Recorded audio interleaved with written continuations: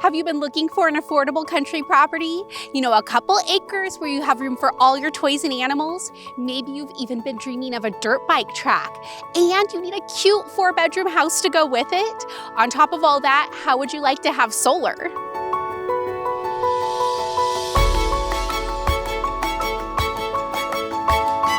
The first thing you'll notice when you step through the front door is the enormous family room with plenty of room to spread out and this gorgeous LVP flooring throughout all the main spaces.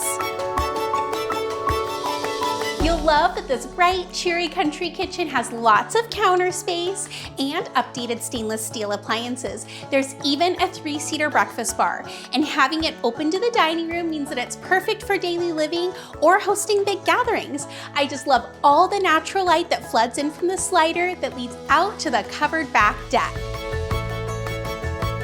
As a bonus, there's an extra living space right off the dining room. It would be perfect for a playroom or an office.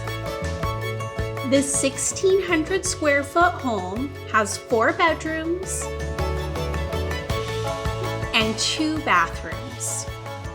You'll love that the ensuite bedroom has great natural light and 2 closet spaces, and there's an attached ensuite bathroom.